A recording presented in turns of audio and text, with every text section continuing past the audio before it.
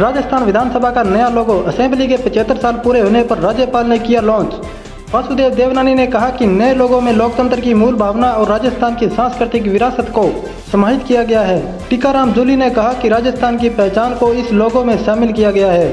राजस्थान विधानसभा के 75 साल पूरे होने पर विधानसभा को अपना नया लोगो मिल गया है। सोमवार 18 मई को विधानसभा के विधायक हॉल में आयोजित विशेष कार्यक्रम में राज्यपाल हरिभाऊ बागड़े ने नए लोगो का अनावरण किया।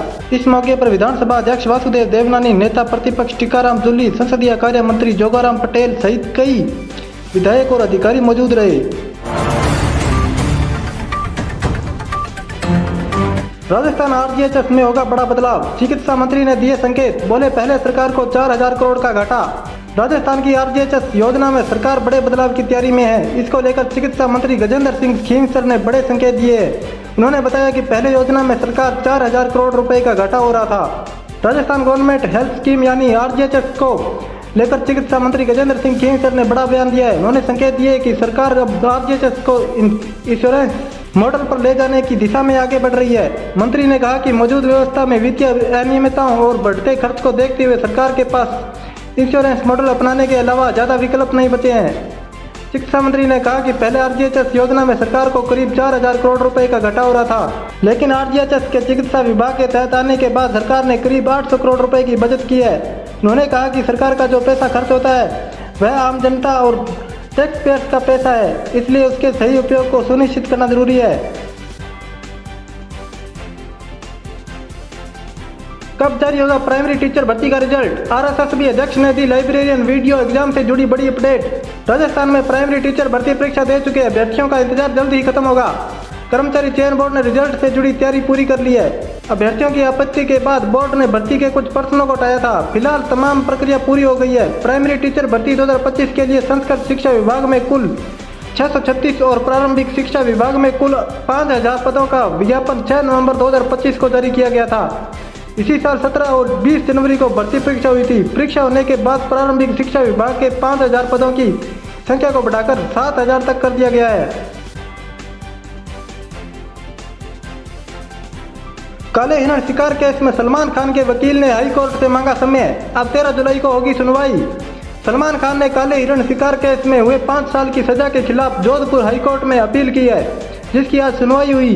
जोधपुर के बहुचर्चित कंकानी काला हिरण शिकार मामले में सोमवार को राजस्थान हाईकोर्ट में एक बार फिर हलचल देखने को मिली। बॉलीवुड सुपरस्टार सलमान खान समेत अन्य फिल्मी सितारों से जुड़े इस चर्चित केस की सुनवाई न्यायाधीश रेखा बोराणा की अदालत में हुई।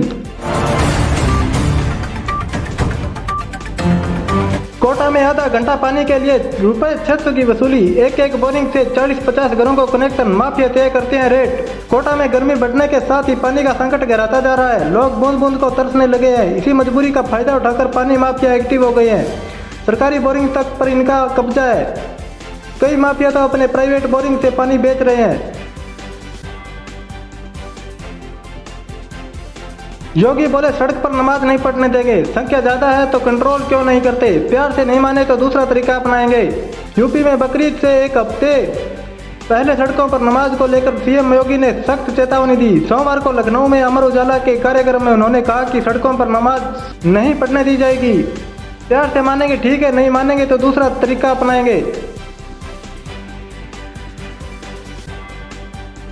तीसरी बार पेपर लीक होना सरकार की प्रशासनिक विफलता। अनएसयूआई जिला अध्यक्ष बोले छात्र सुसाइड कर रहे हैं, डिप्रेशन में आ गए, पद छोड़े केंद्रीय शिक्षा मंत्री। नीट यूजी 2026 पेपर लीक के विरोध में सोमवार को श्रीगंगानगर में एनएसयूआई ने केंद्र सरकार के खिलाफ विरोध प्रदर्शन किया। प्रदर्शनकारियों ने कलेक्ट्रेट के बाहर केंद्रीय शिक्षा मंत्री धर्मेंद्र प्रधान का पुतला फूंककर रोष व्यक्त किया और नारेबाजी की। श्रीगंगानगर में किसानों ने ट्रैक्टर लगाकर सड़क जाम की। बोले एनएचएआई ने हमारे घर खेत उजाड़ दिए, कॉरिडोर नहीं बनने देंगे, प्रति बीघा 1 करोड़ मुआवजा दे सरकार। श्रीगंगानगर में भारतमाला प्रोजेक्ट के तहत बन रहे एक्सप्रेसवे बाईपास कॉरिडोर के विरोध में सैकड़ों किसान ट्रैक्टर ट्रालियों के साथ जिला कलेक्ट्रेट पहुंचे। किसानों ने गंगा सिंह चौक के पास रेलवे स्टेशन जाने वाली सड़क पर ट्रैक्टर खड़े कर जाम लगा दिया। नीट केस में महाराष्ट्र की केमिस्ट्री कोचिंग का डायरेक्टर अरेस्ट। सीबीआई को फोन में लीक पेपर मिला, सेंटर पर भी छापेमारी, अब तक 10 गिरफ्तार। नीट पेपर लीक केस में सोमवार को 10वीं गिरफ्तारी हुई। केंद्रीय जांच एजेंसी सीबीआई ने महाराष्ट्र के लातूर में केमिस्ट्री कोचिंग के डायरेक्टर शिवराज रघुनाथ मोटेगांवकर को 4 दिन की पूछताछ के बाद अरेस्ट किया।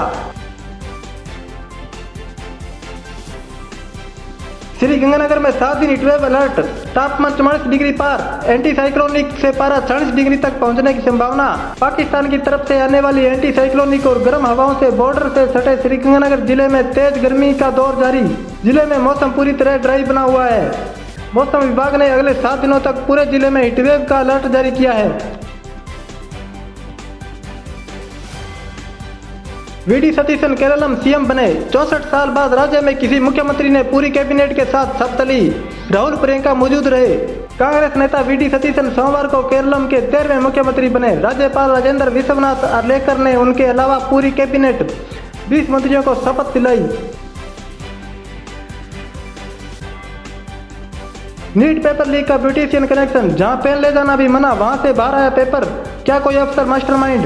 नीट पेपर लीक की कड़ियां अब जुड़ने लगी है। इस मामले में पहले केमिस्ट्री प्रोफेसर पीवी कुलकर्णी और फिर botany lecturer Manisha Mandrem arrest हुई। अब नीट एग्जाम कराने वाली नेशनल टेस्टिंग एजेंसी एनटीए के अफसर के भी शामिल होने की बात सामने आ रही है। बीवी को रोकने के लिए तोड़ा बांध, महिला को पुरुषों की आवाज सुनाई देना अचानक बंद। अंग्रेज ने छुड़ाया 130 साल से गुलाम परिवार। अमेरिका में एक शख्स ने बीवी को पार्टी में आने से रोकने के लिए नदी का बांध तोड़ दिया।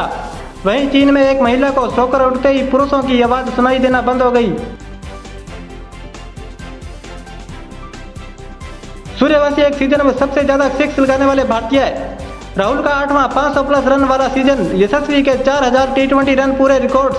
दिल्ली कैपिटल्स ने आईपीएल 2026 के 62वें मैच में राजस्थान रॉयल्स को 5 विकेट से हरा दिया। अरुण जेटली स्टेडियम में राजस्थान ने 193 रन बनाए। जवाब में दिल्ली ने 19.2 ओवर में 5 विकेट खोकर जीत हासिल कर ली।